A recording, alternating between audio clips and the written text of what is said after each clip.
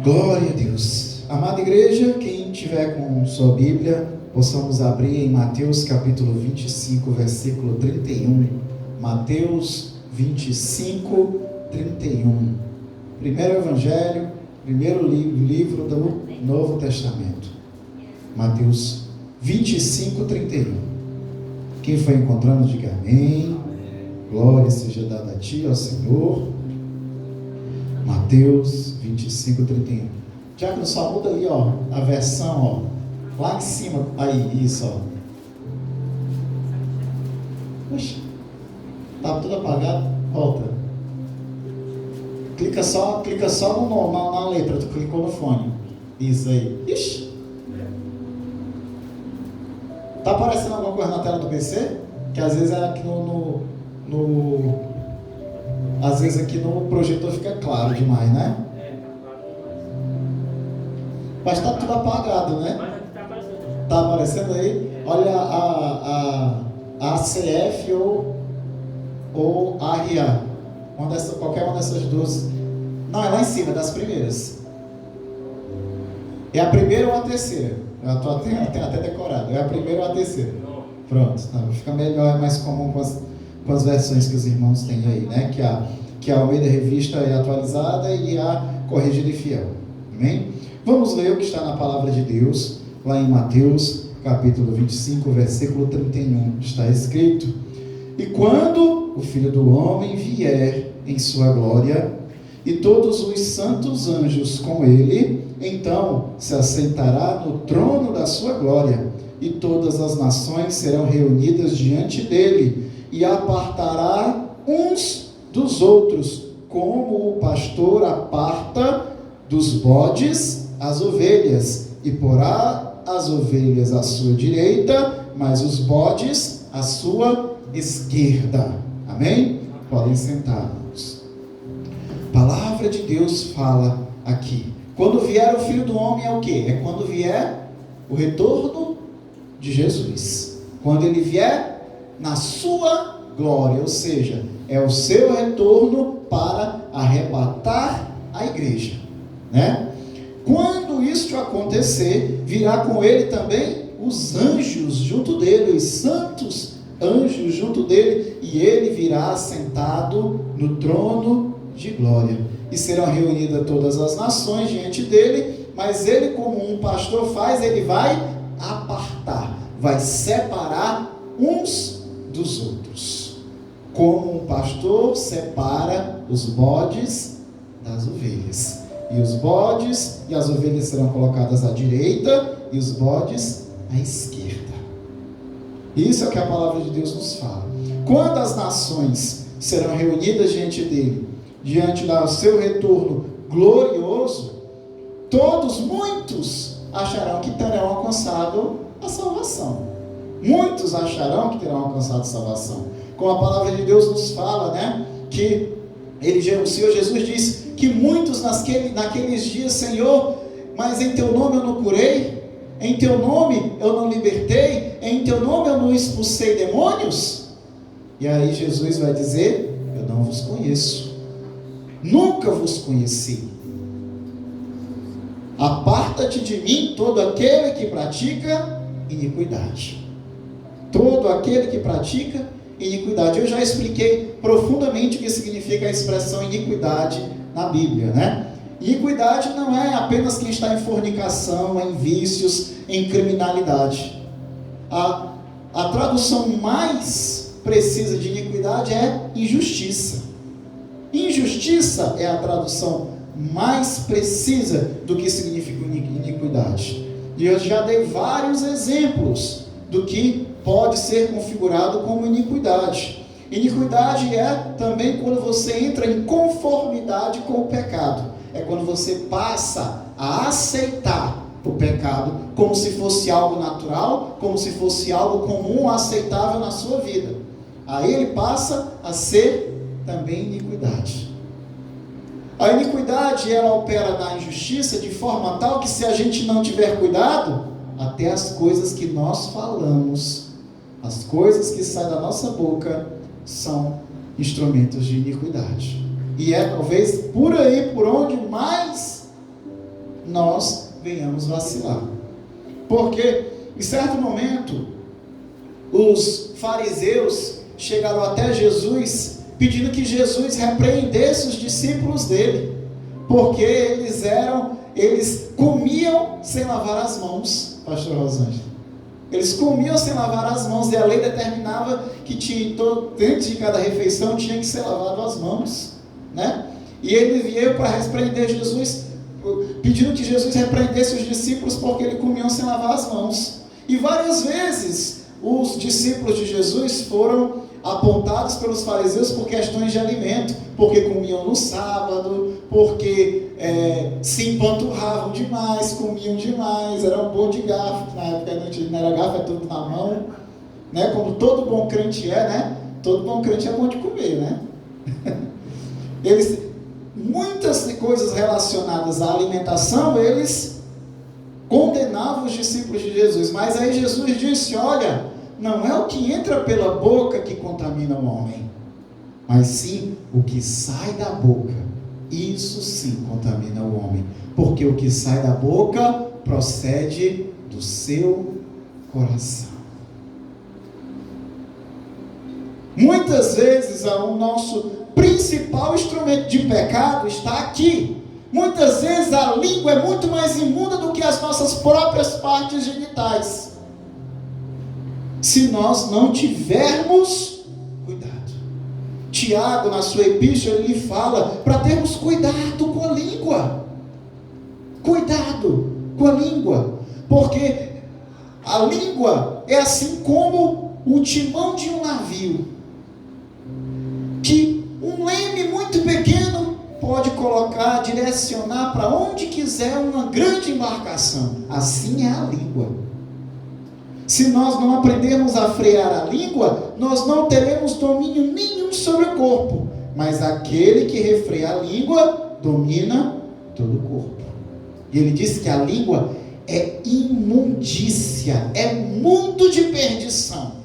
É como uma pequena brasa que pode colocar em chama uma imensa floresta. A língua, entre os órgãos, é o mais perigoso de todos, se não for usado, porque com a língua nós falamos das coisas que estão em nosso coração, e a gente encontra mais facilidade de falar das coisas más do que das coisas boas. É mais fácil abrirmos a boca para criticar do que para elogiar. É mais fácil abrirmos a boca para apontar os defeitos do que falar das qualidades. É mais fácil abrirmos a boca para contarmos notícias ruins do que boas notícias. É mais fácil abrirmos a boca para reclamarmos da vida do que para dar graças a Deus pelos livramentos e pelas bênçãos. Se você parar para pensar, observar e analisar com sinceridade a sua vida e aquilo que o cerca, você vai perceber que existe uma facilidade muito maior de falar de coisas más do que de coisas boas. Reclamamos do calor, reclamamos do frio, reclamamos do sol e reclamamos da chuva. Não é verdade? Reclamamos do ônibus atrasado e reclamamos do ônibus lotado. Reclamamos do carro que não tem ar-condicionado. Reclamamos do carro que gasta muita gasolina, ou da moto que demora para pegar. Reclamamos porque estão cansados de passar a semana toda comendo a mesma coisa.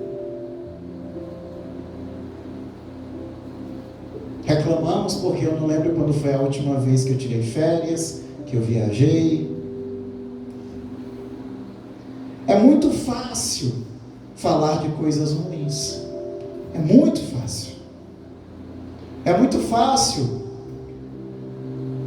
pegarmos os defeitos ou os pecados dos outros e transformar eles numa espécie de instrumento para amenizar o meu próprio pecado, para que eu fique mais tranquilo em relação às minhas próprias falhas.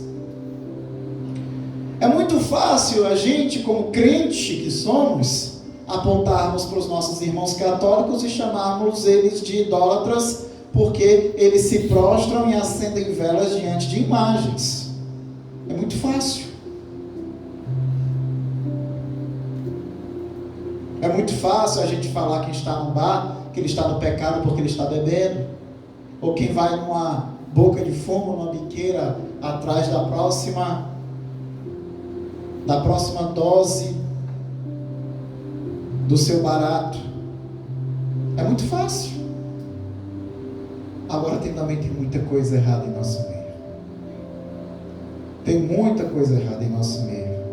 Tem muito orgulho, tem fofoca, tem falta de sabedoria, tem falta de zelo uns para com os outros, tem vaidade, tem teimosia, tem avareza. E a palavra diz que a avareza é semelhante à idolatria. Por que a avareza é semelhante à idolatria? Porque o avarento ama o dinheiro, e o dinheiro na Bíblia é chamado de quê? De mamon. É muito fácil a gente falar dos pecados que não estão na igreja. Aqui ninguém bebe, aqui ninguém se prostitui, não é verdade? Se alguém está traindo a esposa ou a mulher, talvez ninguém sabe. Eu acredito que não, em nome de Jesus. É muito fácil a gente falar dos pecados que estão no mundo, mas não estão dentro da igreja. Mas dentro da igreja tem pecado. Pecados que são mascarados, pecados que são escondidos e jogados para debaixo do tapete. E porque eu não bebo mais, eu não me preocupo mais com as demais coisas. Porque eu não me drogo mais, eu não me preocupo mais que se eu sou teimoso, se eu me acho melhor do que os outros. Eu não me preocupo se eu falo sem sabedoria a respeito de outras pessoas. Eu não me preocupo se eu não me importo, eu não me compadeço com a batalha ou a fragilidade do meu irmão. Porque eu não bebo mais, eu não me drogo mais, eu não me prostituo mais, eu não me preocupo com nada disso. Mas tem surgido, igreja, em nosso meio, uma igreja de coração endurecido. E a gente viu esse processo acontecendo em Israel. Israel foi se endurecendo no coração cada vez mais, e a gente observa na leitura do Antigo Testamento, que à medida do tempo, quanto mais Deus fazia por Israel, mais Israel se afastava de Deus. Mais Israel se afastava de Deus. Deus tentou de todas as formas, por Moisés, por Josué, pelos juízes, os 16 juízes, pelos profetas. De todas as formas, Deus tentou se reconciliar com Israel, mas Israel insistia em rejeitar a Deus. Insistia, mesmo Deus operando grandes sinais. Hoje em dia, a igreja caminha para os mesmos erros de Israel. Porque de um lado existe um movimento da igreja em que as pessoas endurecem o seu coração por uma capa de santidade que não tem valor e profundidade nenhum. E por outro lado, a igreja não prega mais sobre pecado, porque só quer falar de bênçãos e prosperidade, só quer falar de riquezas e glórias. Não se fala mais do orgulho, não se fala mais da vaidade, não se fala mais da teimosia. E a teimosia é uma manifestação do orgulho, igreja. A teimosia é você não admitir que ninguém tem uma opinião válida, a não ser a sua própria. Isso é a mais pura manifestação de vaidade. É a mais pura manifestação de vaidade. Aí quando a gente lê que quando o Senhor vir no seu trono de glória, que vai separar as nações, como um pastor separa os bodes das ovelhas, todos nós queremos nos sentir como ovelhas. Todos nós queremos nos sentir como ovelhas. Porque eu larguei a bebida, eu larguei a droga, eu larguei a prostituição, eu era infiel, hoje eu sou fiel. Mas e as demais coisas? Porque, igreja, a transformação, ela acontece todos os dias. Todos os dias. Todos os dias a transformação precisa acontecer. O maior inimigo da nossa vida não é Satanás. Somos nós mesmos. Porque se não houver fraquezas em nós, não há o que o Satanás possa explorar contra a nossa vida. E aquilo que mais nos prejudica, igreja, é quando nós tapamos os nossos olhos para aquilo que ainda está errado dentro da nossa vida e dentro da nossa casa. Quando achamos que eu já estou convertido o suficiente, quando não, quando Deus quer levar você e a mim além. Deus quer nos levar além. Glorificado seja Deus pelo que Ele já fez em nossa vida, pela transformação, a libertação que Deus já operou em nossa vida, mas Deus não quer só isso para você e para mim. Deus quer mais. Deus quer mais do que isso. Deus quer te fazer tu ir ainda além do que tu já chegou. Tu ainda não pôde contemplar ainda tudo aquilo que Deus tem para fazer na tua vida e por meio de ti. Porque o que Deus tem para fazer na tua vida não é só por ti e por tua casa, não, igreja. Deus quer te transformar num instrumento de bênção, num canal de bênção para outras vidas. Porque é isso que Ele espera dos seus filhos. É isso que Ele espera dos seus filhos. Não é apenas por mim, pela minha própria vida espiritual, mas para que eu venha mudar tudo aquilo que está em minha volta, pelo poder do Senhor. Se eu me deixar ser usado por Ele. Mas para que eu venha me deixar ser usado por Ele, eu tenho que ser cheio do seu Espírito. Eu tenho que me encher do Espírito de Deus. E como eu posso me encher do Espírito de Deus? Me esvaziando de mim mesmo, lançando fora de mim tudo que é terreno, tudo que é carnal. Se ainda resta alguma coisa do velho homem, da velha mulher, que Deus termine de matar e me transforme por completo em uma nova criatura, cheia do seu Espírito. Não tem como você se encher de algo novo sem primeiro você se esvaziar do velho. Quem foi que ministrou aqui sobre o vinho, sobre vinho novo e odre velho? Está com as 2 semanas. Quem foi que ministrou? Foi o diácono Valdir? Sobre vinho novo e odre velho. Que não se pode colocar vinho novo em odre velho, porque se colocar vinho novo em odre velho, os odres vão se arrebentar. Quando a gente fala em odre, a gente pensa que é um barril, né? Que é o odre moderno, mas na época não, o odre era uma garrafa de couro.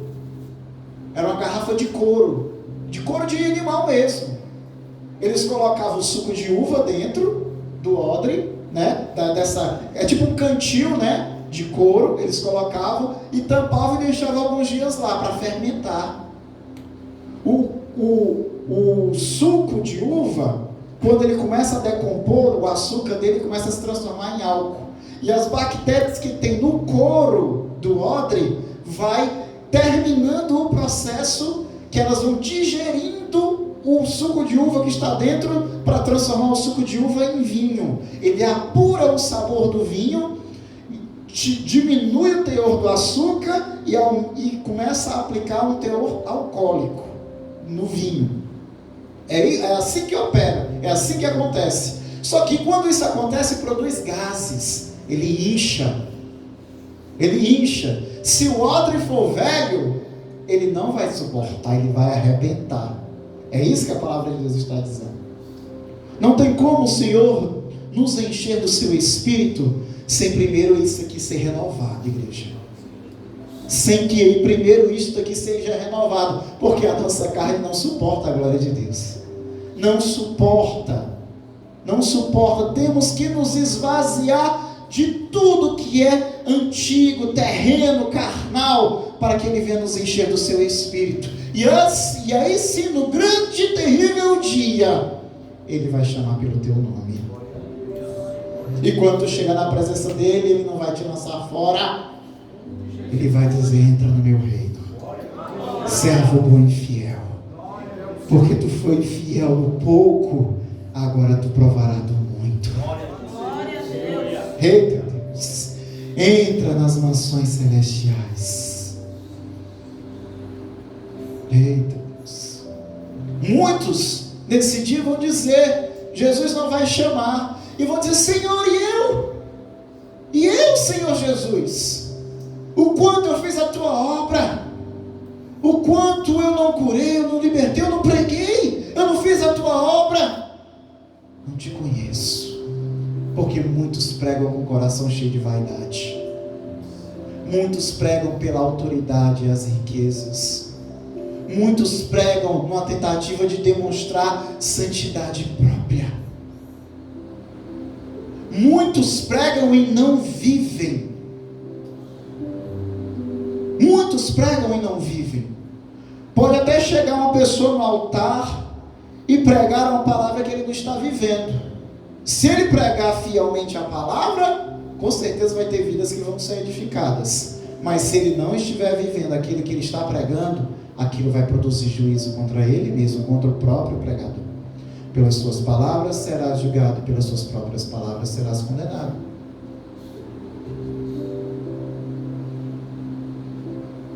Se o pregador não vive o que prega, se ele não prega com o coração realmente entregue à vontade do Senhor, na intenção, no propósito de alcançar as vidas que pertencem a Deus, para que elas venham ter arrependimento, transformação de vida e crescimento.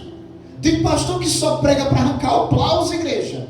Só prega para conseguir o corte para jogar na rede social e ver quantas curtidas dá. Tem pastor que só prega pensando na próxima agenda que vai render tal oferta.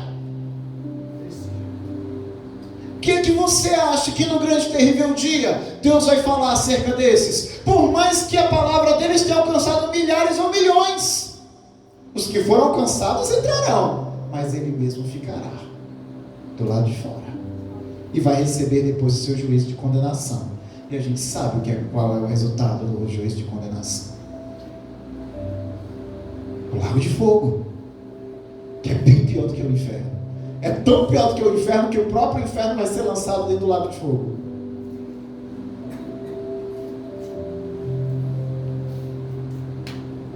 Quando for o grande dia do Senhor, nós estaremos junto dos bodes ou junto das ovelhas? Temos que ter cuidado, igreja, porque a palavra de Deus nos alerta quanto ao nosso coração enganoso. Jeremias 17: enganoso é o coração do homem mais do que todas as coisas, e desesperadamente corrupto. Tem gente que governa a sua vida pelo seu coração, pelos seus sentimentos, as suas emoções. E não existe coisa pior para você governar a sua vida do que você usar as suas emoções para isso. Porque as suas emoções, igreja, elas variam, oscilam demais, elas não são confiáveis e elas são manipuladas pelo inimigo. São manipuladas pelo inimigo. Não confia nas suas emoções. Eu vou confiar no que então, pastor? Confia na palavra de Deus. Confia na palavra de Deus. Confia na palavra de Deus, naquilo que Ele te fala. Pastor, eu estou tão magoado. O que a palavra de Deus fala quando a gente está magoado? Pastor, eu estou com tanta raiva. O diácono fala. Tem gente que diz o quê? Que está doente de ódio, doente de raiva. Tem gente, eu chorei, mas não foi nem de tristeza, não. Eu chorei, foi de ódio. O que a palavra fala quando a gente está assim? Hein? Ele diz o que? Para amarmos aquele que nos ama, amarmos a sua família, os seus amigos, aqueles que fazem bem para você. Ele diz o que? Amem os seus inimigos. Bem dizer quem vos maldiz. Você vai falar bem de quem está falando mal de você? Não conseguiria falar bem de quem está falando. Então abençoe a vida dele. Que Deus abençoe. Que Deus transforme. Que Deus faça ele mudar essa mentalidade. Mas a nossa reação carnal, aquela que a gente chamamos de natural, mas é natural da carne, não natural do espírito. A nossa reação é o que? Falou mal de mim, eu vou falar 3 vezes pior. Ame os vossos inimigos, quem vos odeia. Bendizer quem vos maldiz. E orai por quem vos persegue. Não é fácil. E a raiva? Deus deixa você ter raiva? Deixa, pastor? Deus deixa a gente ter raiva? Deixa? Diabo já sei, Deus deixa a gente ter raiva? Deixa? Deus deixa. Deus deixa você se indignar, você se irar. Mas Ele diz: não deixe que a tua ira vá até o pôr do sol. Não deixe. Não cultive a raiva. Não cultive o ressentimento. Não cultive. E como é que a gente cultiva, igreja? É quando a gente fica remoendo. Fica remoendo. A gente fica remoendo. Fica lembrando. A gente lembra tanto de coisa que a nossa mente começa a produzir coisa que nem existe. Isso se chama seta do diabo. A nossa mente começa a produzir coisas que nem existiram, de tanto que a gente fica remoendo. E como aquilo está ocupando demais o nosso pensamento, já invadiu o nosso coração. E quando invade o nosso coração, a gente começa a falar. Aí o nosso ressentimento, a gente vai e fala para o nosso melhor amigo, nossa melhor amiga. Aí a nossa melhor amiga, que não tem nada a ver com o teu problema, com o teu irmão, começa a ficar com raiva do teu irmão também. Com quem o problema foi contigo, não foi com ele. Mas ele está com raiva do outro por tua causa. Aí esse aqui vai, quando se encontra com o outro, tu ficou sabendo da fulana de tal, que fez assim com a ciclana. Daqui a pouco tem um grupo inteiro com raiva de uma pessoa, sendo que o problema foi com uma só.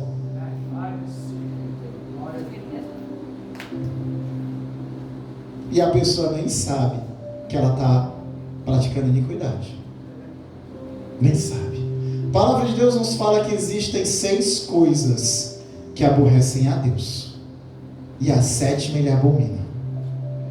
6 coisas aborrecem a Deus e a 7ª abomina. Eu não sei se eu anotei essa passagem aqui para citar todas. Deixa eu ver. Deixa eu ver aqui.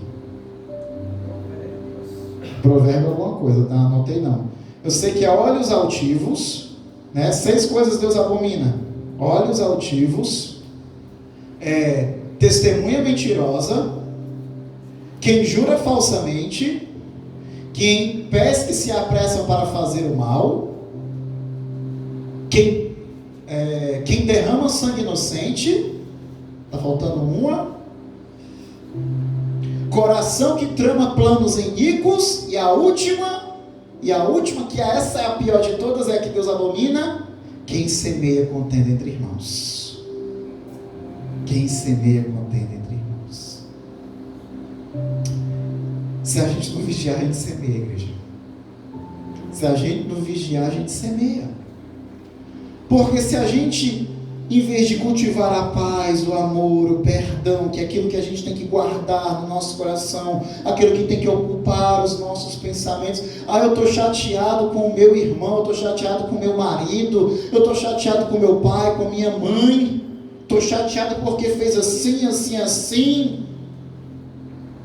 Em vez de ficar lembrando do que foi feito de errado, tente puxar, se esforce, puxar para a memória os momentos bons. Puxe pela memória os momentos bons. Em vez de você focar só na briga, na contenda, lembre-se que na maior parte do tempo vocês estiveram em paz. Na maior parte do tempo operou o Espírito Santo de Deus e a comunhão. Na maior parte do tempo foi a amizade. Tente lembrar disso. Guarde isso nos seus pensamentos e confia no Senhor que Deus vai restaurar, que Deus vai mudar essa situação, para que nós não venhamos no dia grande e terrível dia do Senhor, nós venhamos dizer: Senhor, e eu? E a gente está junto dos bodes. achando que a gente foi bom demais, sendo que a gente guardou muito lixo dentro do nosso coração. Temos que vigiar, amados.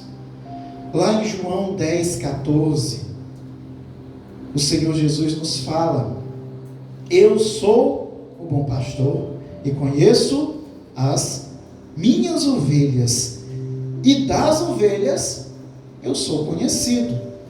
João 10,14. Eu sou o bom pastor, conheço as minhas ovelhas, e das ovelhas eu sou conhecido. Deus te conhece, igreja. Você conhece Jesus? Você conhece Jesus, sim ou não? E Jesus te conhece. Ele é o nosso bom, fiel pastor.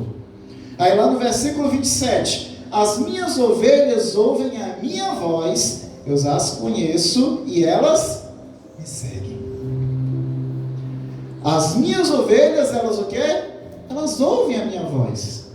Eu conheço elas e quando elas ouvem minha voz, elas me seguem. Você conhece a voz de Jesus? Você conhece a voz de Jesus? Quando eu pergunto se você conhece a voz de Jesus, eu não estou querendo perguntar aqui se você sabe qual é o timbre, o tom, a entonação, se ele fala de forma enérgica ou se ele fala de forma mansa. Quando eu falo se você conhece a voz de Jesus, você conhece as suas palavras? Você conhece as palavras de Jesus?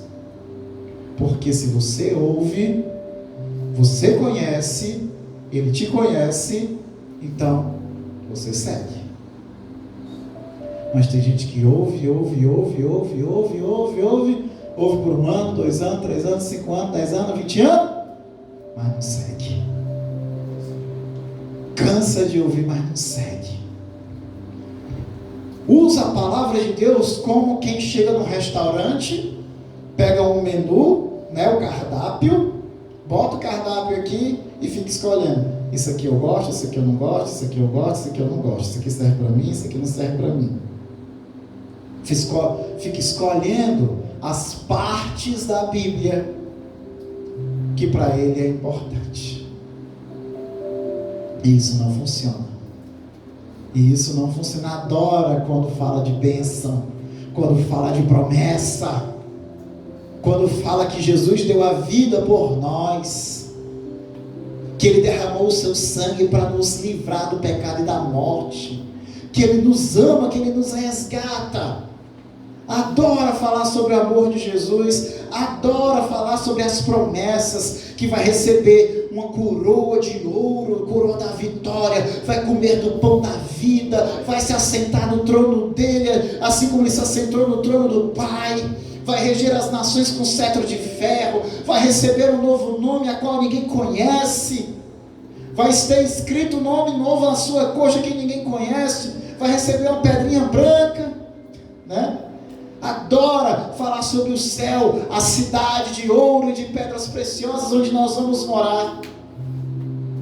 Adora essas partes que falam das bênçãos. Mas quando fala quem quiser vir após mim, negue-se a si mesmo, tome a sua cruz e segue-me, aí não consegue abrir mão de nada.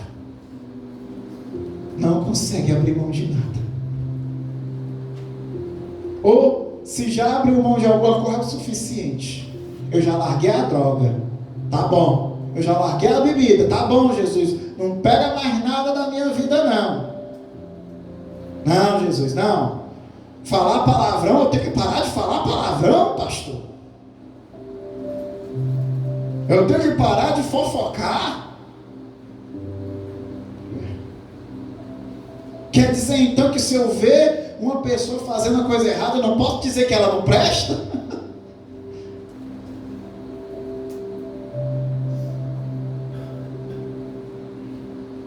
Quer dizer então, pastor, que agora eu vou ter que aceitar se alguém disser que eu estou errado, Eu vou ter que aceitar se dizer que eu estou errado.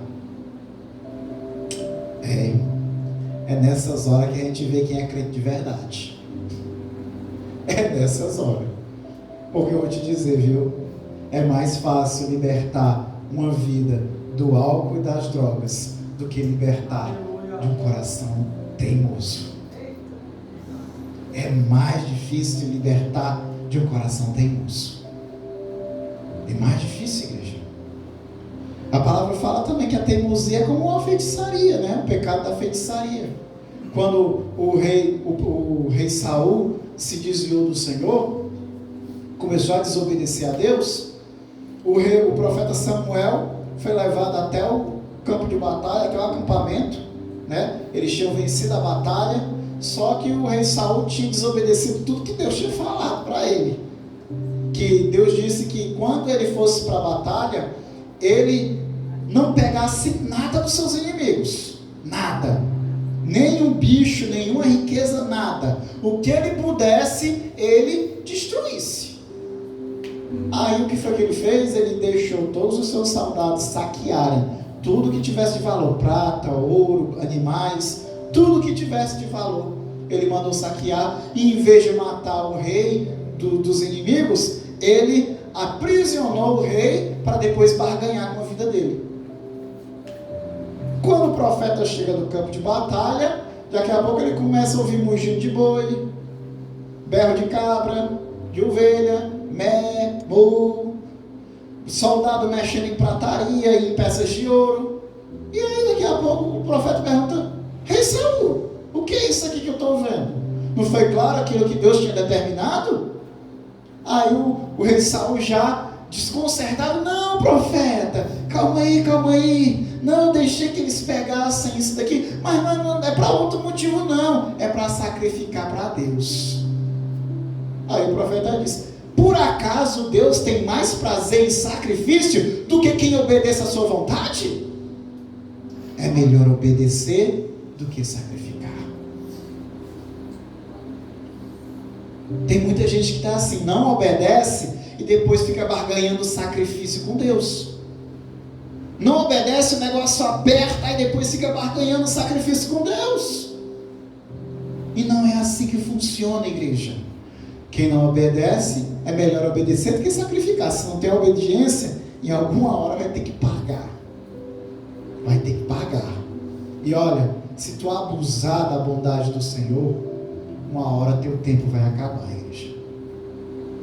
Se você não aprender a viver como se hoje fosse teu último dia, não no sentido do mundo, para curtir o mundo e os prazeres da carne, mas no sentido do céu, para transformar a tua vida numa expressão de adoração ao Senhor. Se tu não viver hoje como se Jesus fosse voltar amanhã, igreja, a gente não vai conseguir completar essa carreira. A gente não vai conseguir que Deus complete essa transformação de vida em nós. E precisamos deixar que Deus venha completar o seu propósito de vida em cada um de nós. Se você ouve a palavra de Deus, você ouve a voz do Senhor. Então, se você está ouvindo, você tem que seguir, você tem que obedecer. É isso que faz determinar quem é ovelha, quem é bode. Porque qual é a diferença de uma ovelha para um bode? As ovelhas são o quê? As ovelhas são animais dóceis, que podem ter contato próximo com pessoas e outros animais, que preferem viver em bandos ou rebanhos para se protegerem. Quem tem convívio com as ovelhas percebe que elas são capazes até mesmo de reconhecer os seus cuidadores pelo cheiro ou até mesmo pela própria voz. Por outro lado, também há quem diga que as ovelhas não têm uma visão muito boa. As características da ovelha são dóceis, gostam de viver em rebanhos, em bandos, reconhecem as pessoas que cuidam dela, convivem bem com pessoas, convivem bem até mesmo com outros animais, não apenas com os animais da sua própria espécie, né? Conhece quem cuida delas pelo cheiro e pela voz, reconhece quem são. Você vê às vezes pastores de ovelha, né? Como eles comandam às vezes pela voz, pelo assobio, um rebanho imenso de ovelha. Você vê como elas possuem a capacidade de serem sociáveis e ao mesmo tempo de serem direcionadas ou pastoreadas. Já o bode não tem nada disso. O barulho que eles fazem pode até ser parecido, mas fica só nisso. O bode é, por natureza, um animal rebelde. Ele gosta de viver solto, gozando de plena liberdade. Costuma pular cercados, ultrapassar obstáculos com facilidade. Não convive bem com outros animais, nem mesmo com os animais da sua própria espécie. São agressivos, territorialistas e por isso eles são solitários. Olha a diferença do bode. A ovelha é o quê? A ovelha é dócil, é tratável. A ovelha conhece o seu cuidador. A ovelha convive bem com as pessoas, convive bem com outras ovelhas e convive bem até mesmo com outros animais. Mas o bode não, o bode é rebelde. O bode é rebelde. Eu lembro lá em Paracuru, já vocês vão lembrar, quando a pastora tinha aquele restaurante perto da praia, da Ilha dos Pescadores, né? O La Cucina Italiana, né? E a gente morava, era vizinho da irmã Creuza, que foi quando a pastora aceitou Jesus, quando foi evangelizada, e a gente começou a frequentar a igreja. E às vezes a gente tinha que ir da casa para o restaurante a pé, né? E a pastora ia muito cedo, porque ela começava a fazer as comidas muito cedo, montar o restaurante muito cedo, e eu, criança, né? Quando eu ia para o restaurante, eu ia mais tarde, depois do café da manhã, e o diácono de Assis é que me levava, né? Ele me levava e me trazia, porque ele era maiorzinho, né? Eu tinha ali 5, 6 anos de idade nessa época, eu tinha, e a gente vinha andando, e a gente sempre passava numa rua que era cheia de bode. Eu morria de medo de passar nessa rua.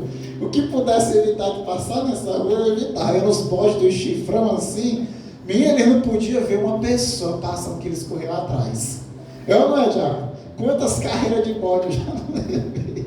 Não podia ver, cheio de bode. E tipo, eles não ficam ali um pertinho do outro não. Ficam um aqui, o outro fica lá na outra esquina, o outro dentro do terreno, porque se eles se aproximarem, ó, é cabeçada um no outro, é chifrada um no outro, porque são rebeldes, são chatos. E quantas às vezes a gente não vê dentro da igreja que são assim?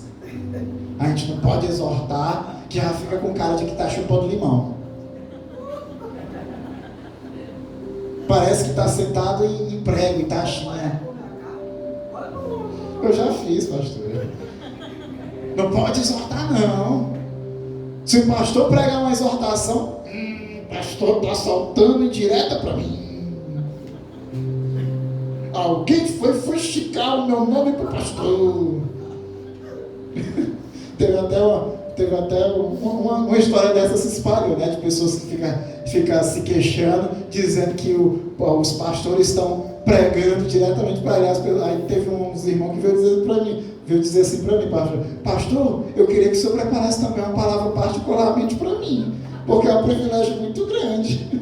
É um privilégio muito grande para o pastor preparar uma palavra só para uma pessoa.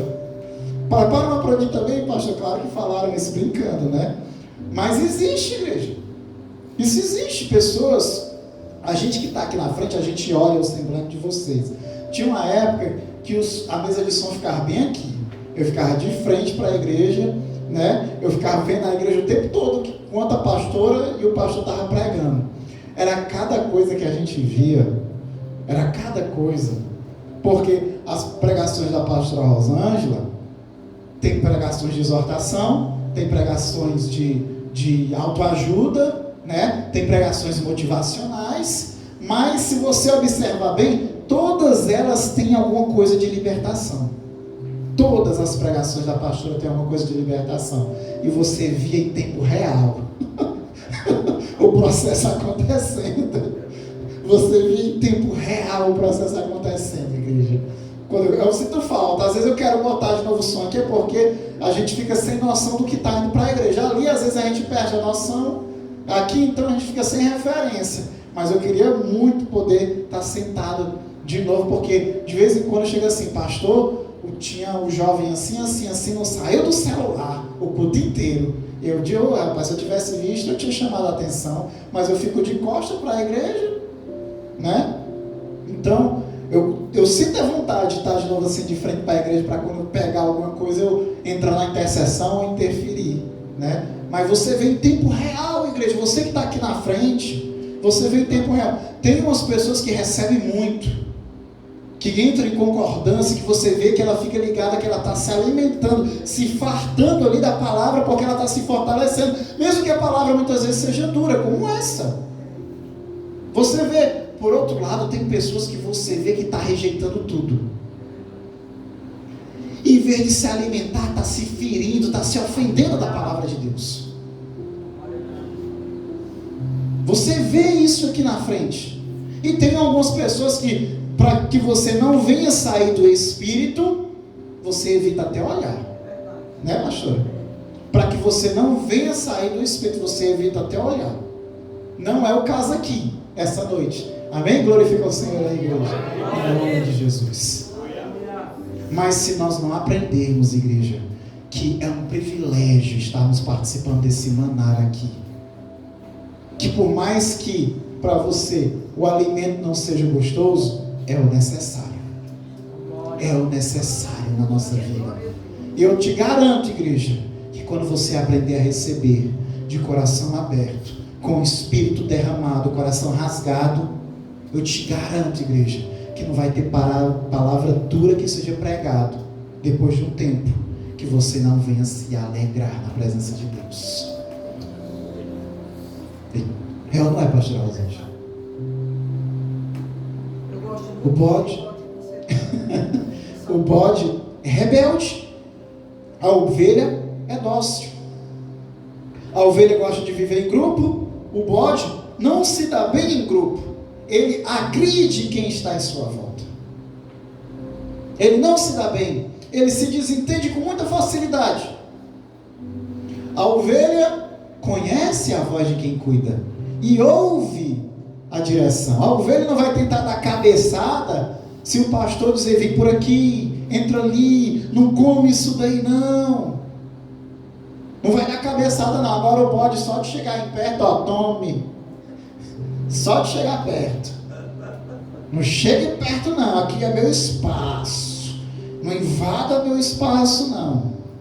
Está cheio de bode, igreja. Está cheio de bode que fica dizendo: pastor, ora por mim, pastor, ora por mim. Eu preciso que uma porta assim, assim, assim seja aberta, para que eu venha prosperar. Estou precisando prosperar. Pastor, eu estou enfermo, assim, assim, assim. Ora assim por mim, ora assim por mim. Na hora de precisar dos pastores, dos irmãos, da igreja, do mover, aí sabe buscar. Mas na hora que precisa ser orientado, na hora que precisa receber direção de Deus, aí não aceita. Aí o pastor está se intrometendo na vida. Aí o pastor está julgando. Essa é a diferença da ovelha para o bode.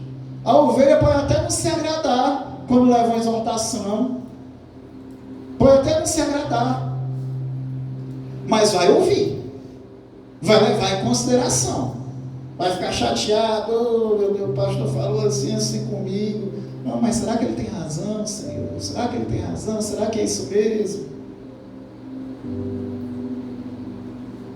Leve em consideração, por mais que não se agrade.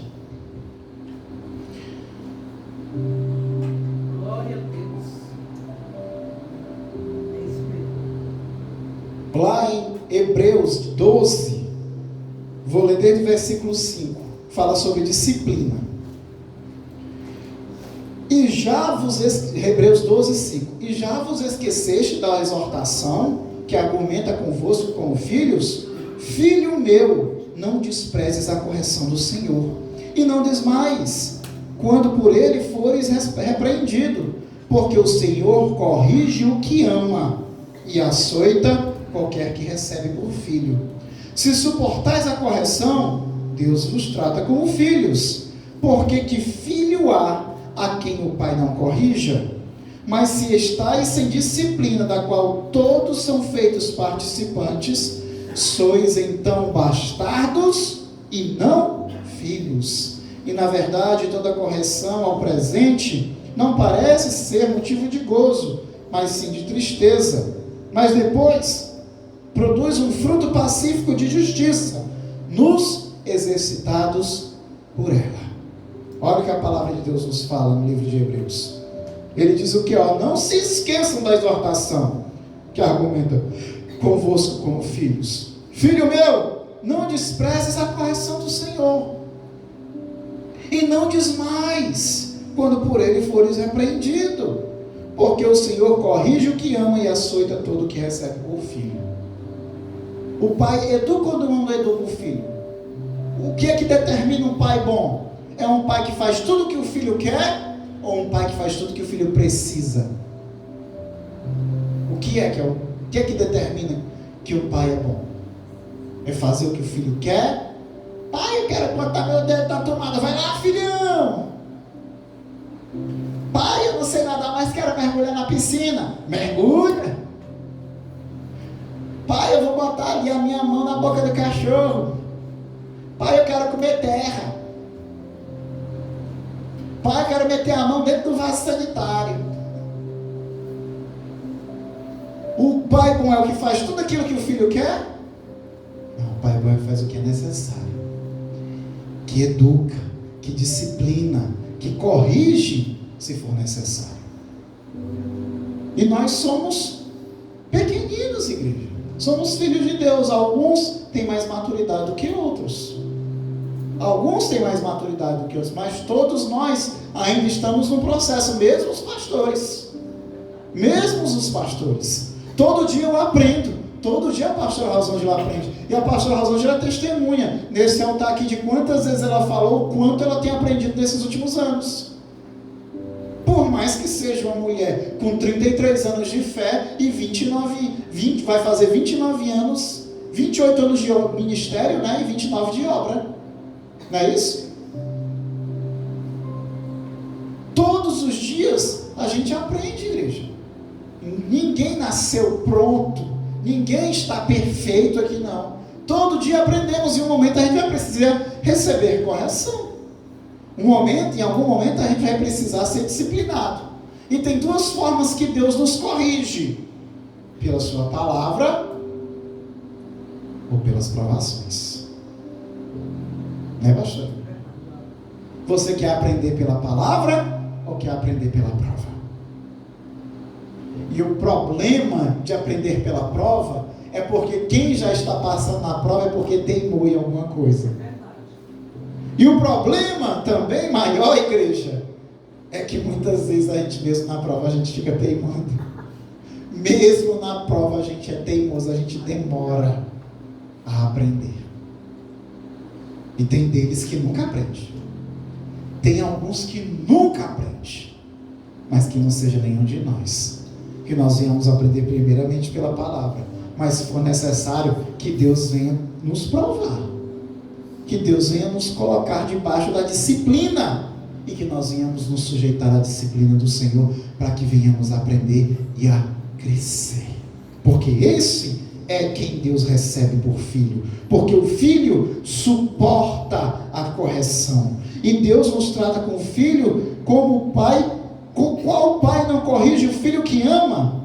Aquele que está sem disciplina já não é filho, mas sim bastardo. E, na verdade, toda correção no presente, toda correção no começo, no momento, não é motivo de alegria, não. Levar bronca não é gostoso, não. Levar carão não é gostoso, não. Não é, não. A gente fica triste, fica chateado. Na verdade, toda correção no presente não parece ser motivo de gozo, e sim de tristeza. Mas depois, ela produz o fruto pacífico de justiça para aqueles que são exercitados por ela. Se você recebe o conselho, você não rejeita, você pode até ficar triste no começo. Mas se você aceita, você vai transformar na sua vida. Você vai pegar esse conselho, você vai pegar essa repreensão, e vai aceitar, vai agregar na sua vida, e aquilo ali vai te trazer crescimento. E aquilo que no começo te gerou tristeza, hoje em dia você vai dizer: graças a Deus que o Senhor me corrigiu. Quando a gente é pequeno, a gente reclama quando fica de castigo. A gente reclama quando leva a bronca do pai e da mamãe. A gente reclama às vezes que a gente levou uma chinelada, uma cintura usada. Mas depois que a gente cresce, se a gente teve realmente um bom pai, uma boa mãe, porque eu não vou aqui renegar que existem pais maus, né? Não vou negar que existem pais maus, existem, mas se você teve um bom pai, uma boa mãe, assim como o nosso pai é um ótimo pai, o Abba Pai, o paizinho querido, pode ter certeza que quando você chegar à vida adulta, você vai dizer: graças a Deus que o meu pai me educou, graças a Deus que a minha mãe me educou, porque eu não tinha noção naquela época daquilo que eu precisava, e essas lições para mim foram preciosas. Estou terminando, igreja. A verdade é que aquele que não se submete à vontade de Deus e à disciplina, né? Que a disciplina é a correção do Senhor para nosso aperfeiçoamento, esse não é mais filho de Deus, como a palavra acabou de nos falar.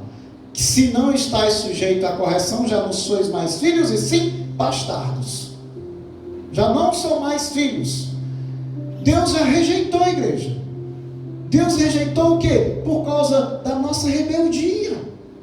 Lembra do filho pródigo? O filho pródigo disse: pai, me dá o que é minha herança, tu que é de direito meu, que nem era direito dele, que o pai dele estava vivo. Como é que ele ia receber herança com o pai dele vivo? Me dá a minha herança, aquilo que é direito meu. Pegou as coisas dele, as riquezas dele e foi embora. Foi curtir a vida doidado, do jeito que queria, sem precisar ter um pai perturbando ele.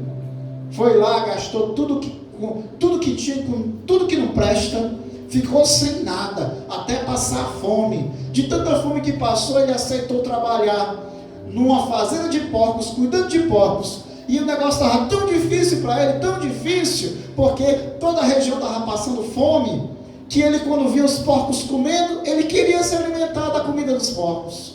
E a gente sabe que porco come qualquer porcaria. Ele tinha tanta fome que queria comer a comida dos porcos. Aí ele lembrou: eu tenho um pai. Na casa do meu pai não me faltava nada, e até os empregados de meu pai têm do bom e do melhor, e eu sou filho. Vou até a casa de meu pai, voltarei para ele, me lançarei aos seus pés e direi: pai, me perdoa, porque pequei contra ti diante dos céus. Já não sou digno de ser chamado teu filho, e me faz teu servo.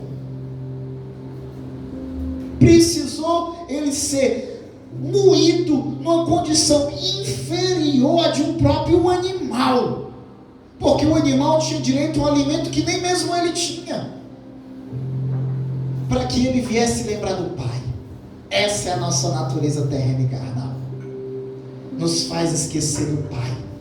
Enquanto a gente busca as nossas vontades, as nossas vaidades, nos faz esquecer do pai. A gente fica cego quando a gente quer buscar aquilo que a gente quer, ou aquilo que nos move na nossa emoção, na nossa raiva, no nosso ressentimento, no nosso desejo, na nossa cobiça. A gente fica cego. Aí depois que dá tudo errado, aí lembra do pai. Aí conserta aí, pai, para mim.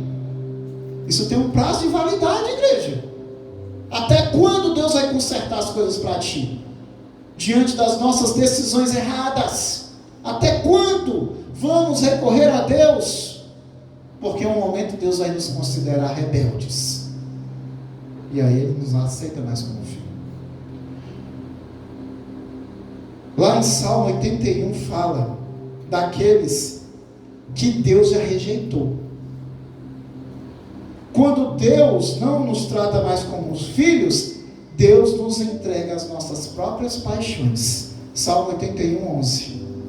Mas o meu povo não quis ouvir a minha voz, e Israel não me quis mais, porquanto eu os entreguei aos desejos dos seus corações, e andaram nos seus próprios conselhos.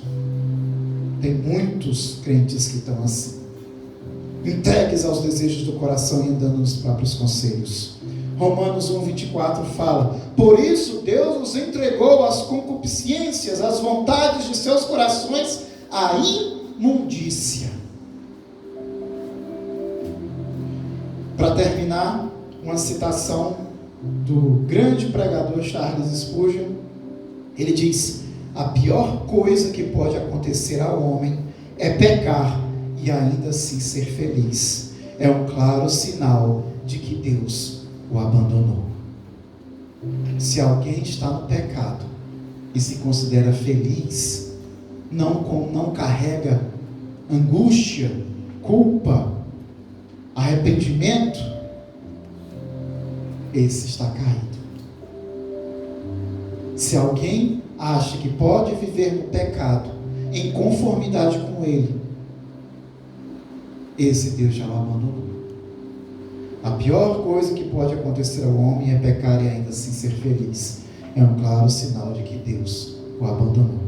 Que Deus tenha misericórdia da nossa vida, que Ele jamais venha nos abandonar, que o nosso coração esteja voltado totalmente a Ele, que nenhum mal venha nos cegar, que nenhuma vaidade, nenhum orgulho, nenhuma teimosia, nenhum engano venha, Senhor, nos afastar da Tua presença. Que sejamos mesmo como Davi, Senhor, que por mais que fosse pecador, por mais que tivesse cometido grandes falhas na sua vida, Senhor, ele sempre buscava a Tua presença, Pai, porque ele abria mão de tudo na sua vida, desde que o Teu Espírito não fosse afastado dele. Assim somos nós, Senhor. Perdoa as nossas falhas, perdoa as nossas fraquezas, transforma elas em forças, Pai, mas jamais afasta o Teu Espírito de nós. Eu te agradeço, em nome de Jesus. Amém. Glória a Deus.